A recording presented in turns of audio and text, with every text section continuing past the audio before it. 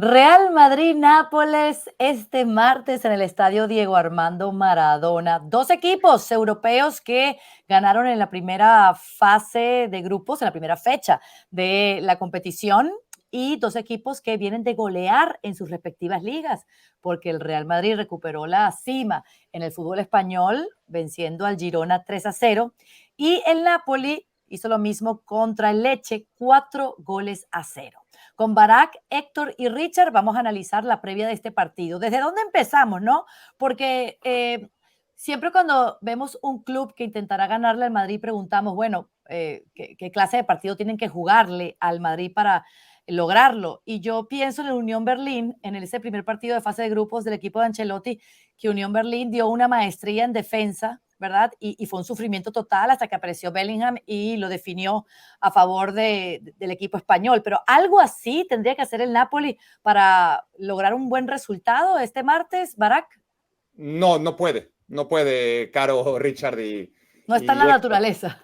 Exactamente, puede competir de otra manera.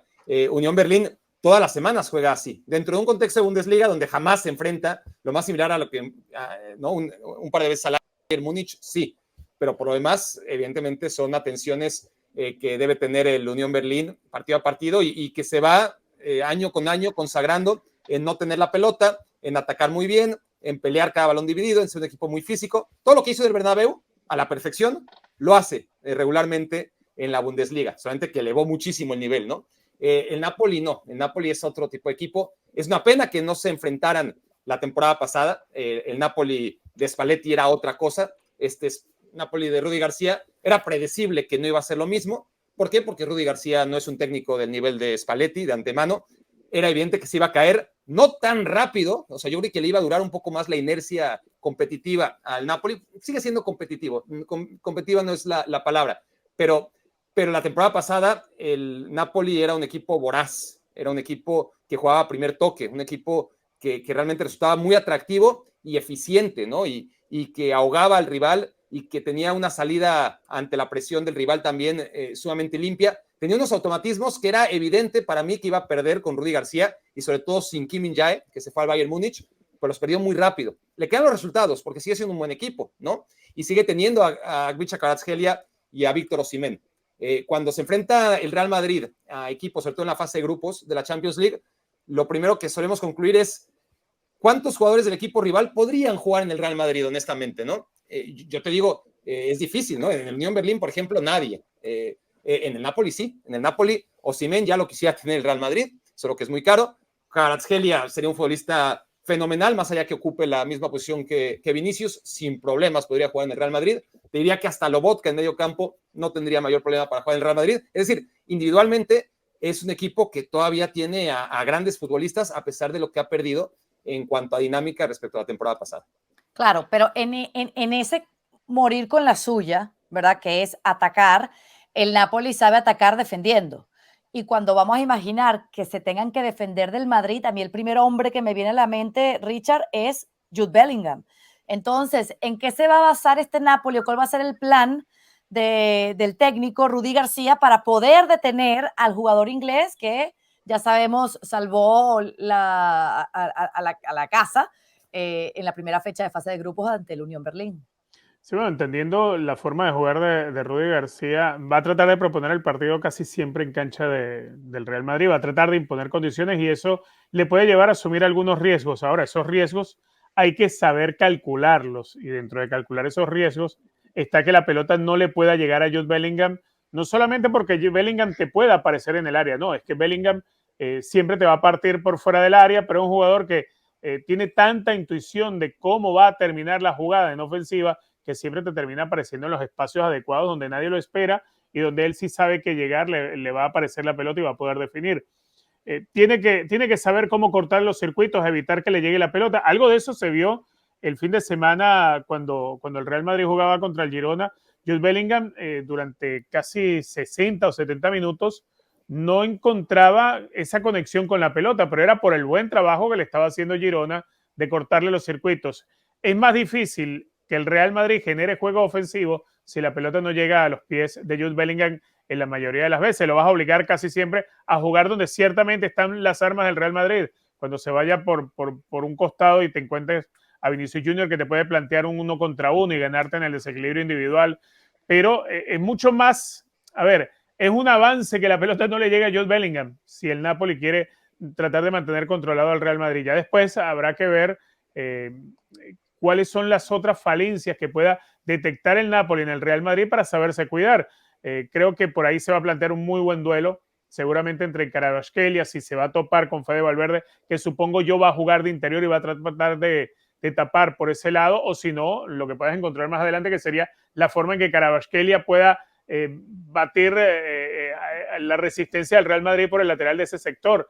Entonces, esa podría ser dos de las claves dentro de este partido, en el cual, repito, lo mejor para el Napoli siempre va a partir de su deseo de jugar en cancha contraria, pero que tienen que tratar de mantener al León enjaulado, que no le llegue la pelota a Jude Bellingham. De tener al León enjaulado, Héctor, al inglés en plena forma, es lo que más se tiene que concentrar Rudy García, o son más los problemas que tú ves en el equipo blanco?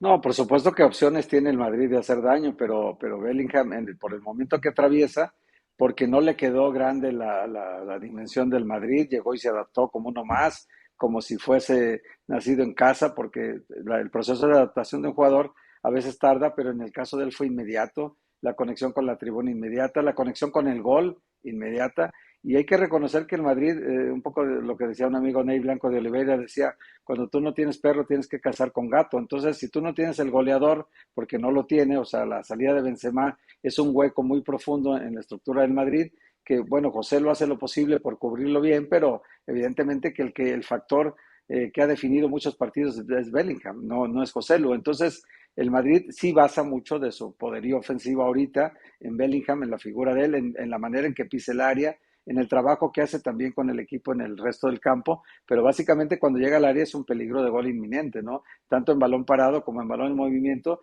es un jugador muy peligroso. El día de la Unión Berlín no sabíamos ni por dónde iba a ser el gol el Madrid, y al final de cuentas, casi terminando el juego, aparece Bellingham en el área solo para concluir la jugada de un balón ahí medio perdido que quedó, y él solamente lo concluyó. Pero ese apetito de gol que trae ahorita, esa hambre de ser una figura importante del equipo, lo lleva a eso, ¿no? A ese terreno de definir partidos como lo necesita el Madrid.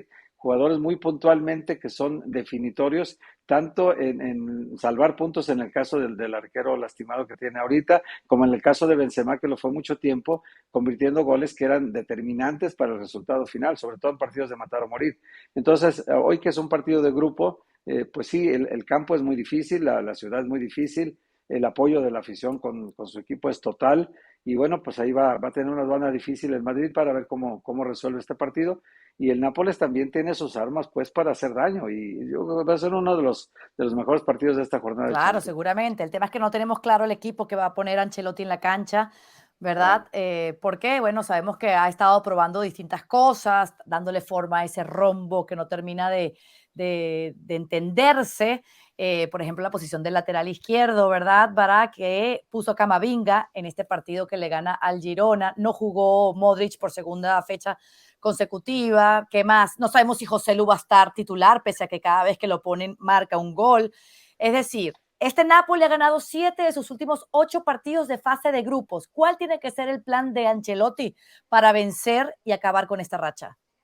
No, el Real Madrid va a tener sus momentos de sufrimiento seguro, y es lo que mejor hace, sobrevivir. Es un sobreviviente el Real Madrid en cada partido que juega, sobre todo cuando tiene rivales como el Napoli. Entonces, basado en la experiencia, ¿no? Tratar de que los primeros minutos no le pasen por encima, porque hasta el Girona le pasa por encima los primeros minutos, es algo que es un mal endémico del Real Madrid. En cada partido sufre ocasiones de gol, generalmente no las paga, ¿no? Ya sea Courtois en su momento, o ahora Kepa, o las fallas del rival, o el poste. Cada partido es una historia distinta, pero generalmente el Real Madrid empieza perdiendo, y si no empieza perdiendo, empieza salvándose de milagro, como en el partido contra el Girona, que después estabilizan las cosas, al equipo rival se le acaba el fuelle, y los partidos son muy largos, y esto no son los primeros 100 metros, ¿no? Sino que es un maratón de 90 minutos, y nadie maneja mejor los tiempos que el Real Madrid Ancelotti en los últimos años para acabar en primer lugar este maratón, a pesar de arrancar lento, ¿no? Pero aquí la gran diferencia es que arrancas como contra el Girona, y lo más probable es que Kvaratskhelia y Osimhen ya tienen 2-0 arriba al Napoli, ¿no? Entonces hay que remontar, que tampoco le viene mal al Real Madrid el escenario de ir perdiendo 2-0. Es un animal demasiado competitivo en la Champions League y tendrá que aferrarse a eso, ¿no? A la capacidad que sigue teniendo más allá de las pérdidas que va acumulando.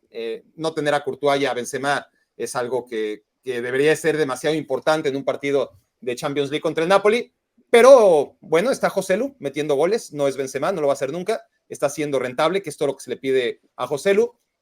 Está por supuesto Jude Bellingham, que en algún momento tendrá que parar de meter goles, pero parecía que ya había parado y vuelve a anotar, entonces es un futbolista de otra dimensión, como lo son Osimhen y Kvaratskhelia. A ese nivel tiene a uno el Real Madrid como Jude Bellingham, y luego tiene a Vinicius, que esa es la principal novedad, ¿no? Ya entró de cambio hace un par de partidos, ya fue titular en contra del Girona, tendrá que aparecer ya Vinicius, ¿no? Después de su ausencia. Este es también el momento del regreso con mayúsculas de Vinicius, y me parece que esa, ante todas las demás ausencias que tiene el Real Madrid, debería ser el hombre más importante. Va a ser un duelo desde muchos puntos de vista con individualidades que pueden marcar diferencia.